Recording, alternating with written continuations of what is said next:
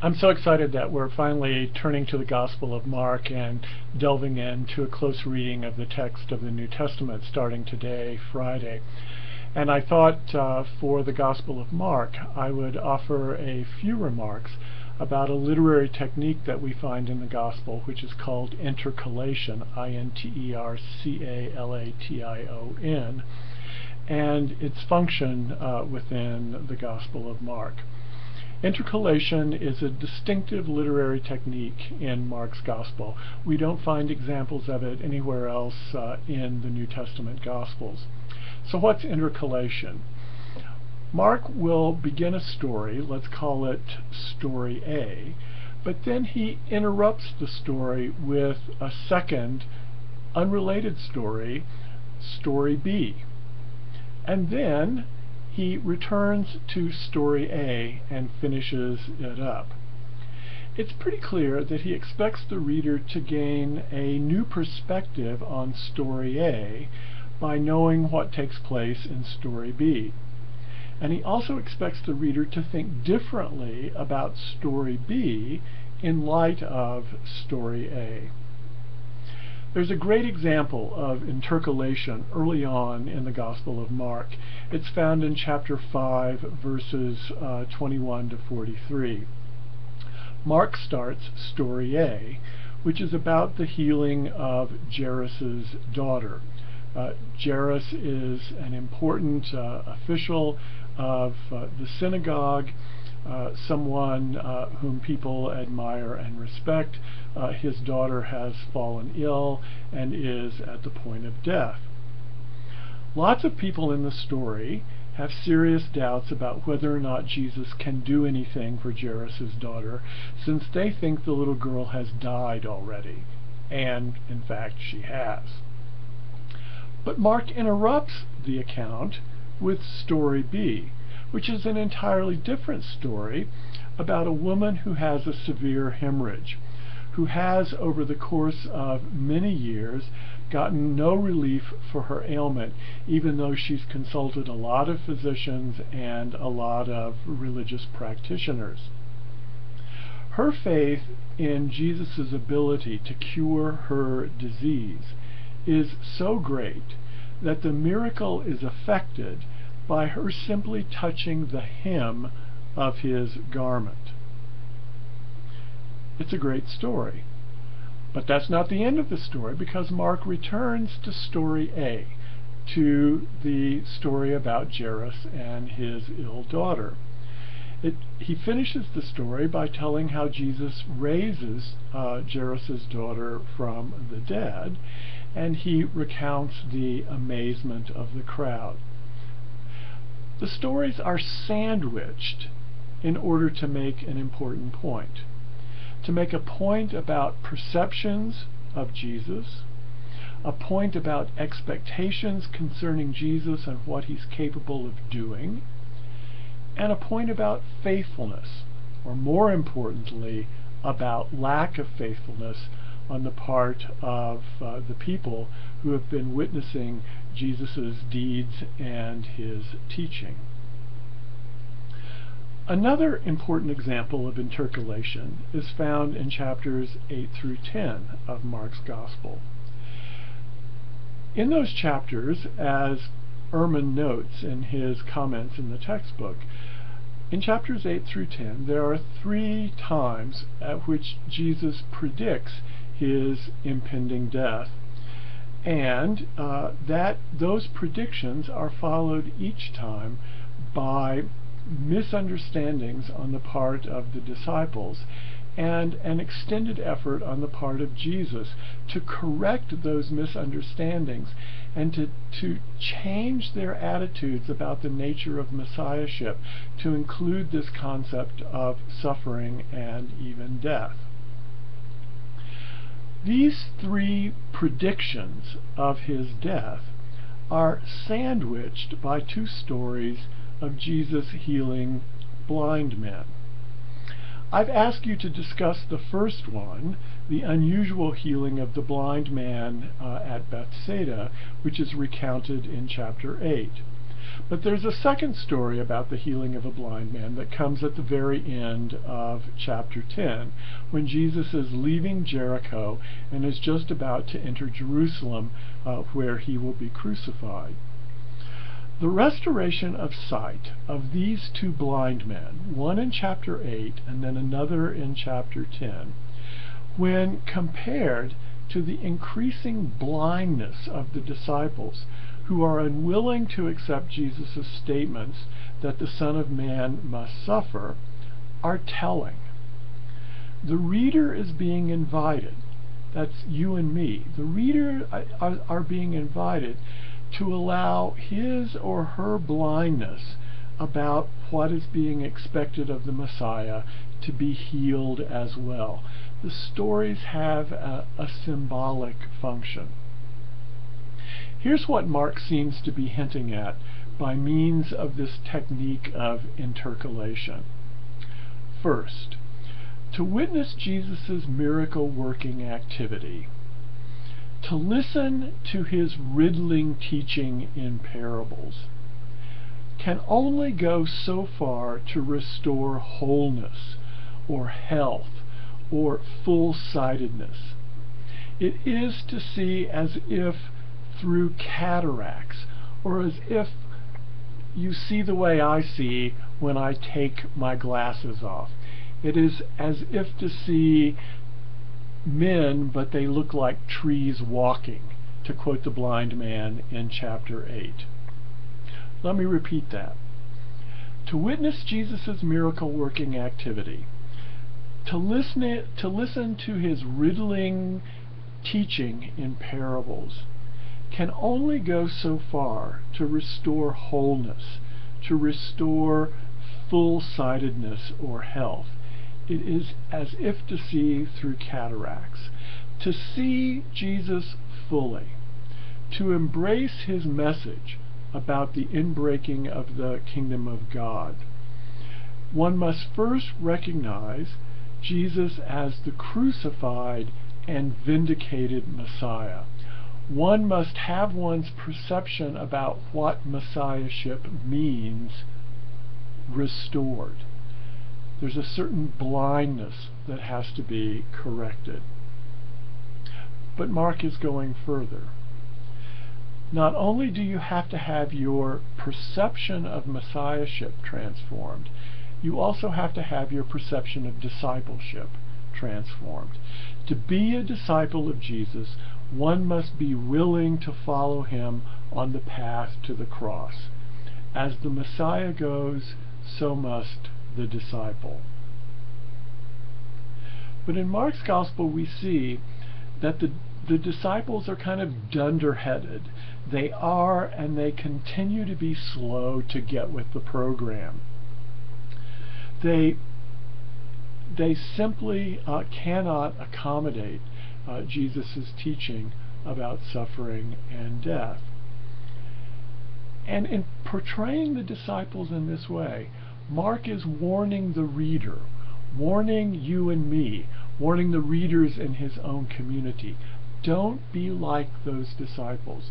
Don't be blinded in the way they are by amazing teaching or astonishing miracles, to the point that you cannot hear or see what Jesus is saying about the necessity of suffering.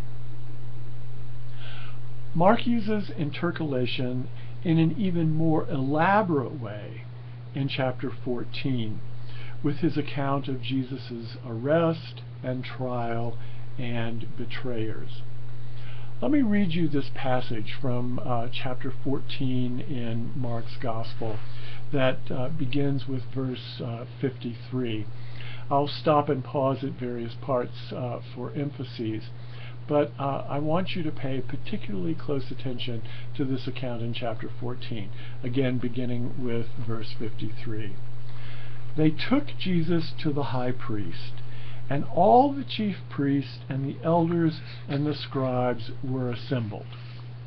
So that's all of the important religious leaders in Jerusalem at the time of Passover, this enormously freighted Jewish festival about liberation, a festival that makes Pilate very nervous. So they're all assembled, and Jesus is brought before them. Jesus is there in their presence, and the text says in verse 54, Peter followed him at a distance right into the courtyard of the high priest, and he was sitting with the guards, warming himself at the fire. So he's not inside with Jesus, he's outside. So there's the one story that we're hearing about what's going on with Jesus on the inside, but we're also now hearing story B, what's going on with Peter, who is outside. Now the chief priests and the whole council were looking for testimony against Jesus to put him to death, but they found none. So what's being said here is it's a setup for Jesus. They're trying to find a reason to put Jesus to death. They're looking for any reason to put Jesus to death, and this is underlined by what follows. For many gave false testimony against him, and even their testimony didn't agree. So Mark is telling us that this trial before the religious leaders is a setup. Jesus is not going to fare well by this, even though it's really a sham from the get-go. Some stood up and gave false testimony against him, saying, "We heard him say, 'I will destroy this temple that is made with hands, and in 3 days I will build another not made with hands.' But even on this point, their testimony didn't agree." But of course, we, the readers, know that Jesus has said something exactly like that. So it's not really false testimony, but it's being presented as false testimony. Isn't this great? I mean, it's so interesting.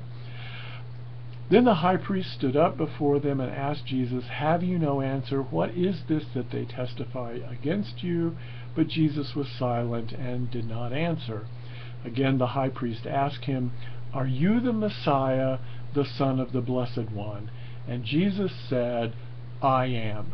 So you have to contrast this with the confession of Peter back in chapter 8 at Caesarea Philippi, where Jesus says, "Who do people say that I am?" And Peter says, "You are the Messiah." And Jesus there says, "Don't tell anyone about it." But here, quite openly, Jesus confesses that he is the Messiah, and then even goes on to quote a passage from the book of Daniel to substantiate that claim. "You will see the Son of Man seated at the right hand of power, coming with the clouds of heaven." Then the high priest tore his clothes and said, "Why do we still need witnesses? You have heard his blasphemy." And of course, what Jesus has said is not blasphemous. To say that you're the Messiah is not blasphemy. But again, this trial is being trumped up. The charge of blasphemy is introduced here as a way to get Jesus condemned to death. The chief priest says, "What is your decision?" And all of them condemned him, deserving death. Some began to spit on him, to blindfold him, to strike him, and they say to him, "Prophesy." And the guards also took him and beat him. But of course we know that even though he's being mocked to prophesy, these events themselves are fulfilling Jesus' prophecy in chapter 8, in chapter 9, and in chapter 10, where he talks explicitly about his impending death and what will happen to him leading up to his death. So the very things that are going on are fulfilling prophecies that Jesus has already made on 3 occasions in earlier chapters of this account. Mark has constructed this very carefully. So we've had story A, interrupted by story B, telling us where Peter is, a return to story A, but now the text returns to story B again. While Peter was below in the courtyard, one of the servant girls of the high priest came by, and when she saw Peter warming himself, she stared at him and said, "You were with Jesus, that man from Nazareth." But Peter denied it, saying, I do not know or understand what you're talking about. And he went out into the forecourt. Then the cock crowed, and the servant girl, on seeing him, began to ask the bystanders, This man is one of them. And you see, Peter himself is fulfilling Jesus' prophecy back in the Garden of Gethsemane that Peter would deny Jesus when push came to shove. So the guards are inside mocking Jesus to prophesy. Jesus is fulfilling prophecy by being on trial in front of those guards, and prophecy is being fulfilled right here at this moment in story B by Peter's denial. But Peter denied it. Then after a little while the bystanders said to Peter, Certainly you are one of them, for you are a Galilean. But Peter began to curse, and he swore an oath, I do not know this man whom you are talking about. At that moment the cock crowed a second time, and Peter remembered that Jesus had said to him, Before the cock crows twice, you will deny me 3 times. And Peter broke down and wept. So that's the end of story B. And so we are supposed to learn then and to compare what we know from story A with story B. And this is what we pick up on. Jesus in story A is inside, and he's on the hot seat. In story B, Peter is outside, not inside, not anywhere near the center of activity. He's in the courtyard at a distance, Mark says, and he's warming himself by the fire. He's not being grilled by all of the religious leaders. On the inside, in story A, Jesus is on trial before the high priest, the chief priests, the elders, and the scribes, all of the important religious leaders. Peter, outside in the courtyard, is being informally engaged not by the religious leaders or even by the guards, but by a servant girl, someone who has no status whatsoever. Back in story A, Jesus is inside, he's on trial, a formal trial convened by the religious leaders. False accusations are brought against him about his identity. From every side, they're trumped up and utterly false. Peter is outside, he's in the courtyard, he's not in front of religious leaders, he's not in front of the guards, he's being questioned casually by a servant girl, and she's offering true observations about his identity and about his association with Jesus. Back to story A. Jesus is on the hot seat. He's in front of the religious leaders at a trial that has been formally convened as the Sanhedrin. False charges are being brought against him, but finally the high priest asks about his identity, and he confesses his identity emphatically, supported by a quotation from the book of Daniel. Peter, outside, nowhere near the center of action, not in front of religious leaders, not in front of the guards, but in front of a humble servant girl, is being questioned. True observations are being offered to Peter, and what does he do? He denies that he even knows Jesus, and he invokes a curse. And really, if you read this very carefully in the Greek, he invokes a curse on Jesus. He actually asks God to damn Jesus and denies his association with him. Back inside story A, Jesus then is condemned by those religious leaders of blasphemy, which is a false charge, as we know. He is condemned as deserving death, and they're going to find a way then to deliver him to the Romans so that the Romans will carry out that death penalty. Back to story B, to the end of the story where Peter breaks down, Peter is self-condemned because he fulfills Jesus' prediction of his desertion, his abandonment. Jesus is mocked, back to story A, by the soldiers who ask him to prophesy, but when we look then at story B and the account of Peter's denial, we have the fulfillment of prophecy as this story is being played out. The two stories are woven brilliantly together, don't you think? I mean, it's just an amazing piece of literary expertise on Mark's part. Despite his close association with Jesus, despite all of his insider information, Peter is the most feckless of all the disciples. He is the most blind of all. Mark is warning the reader at this point in the gospel, don't be like Peter. But he's also warning the reader, don't cave in the face of persecution. Because in fact, that's what Peter is doing. And for Mark and for his readers, they are facing the possibility of persecution in Rome.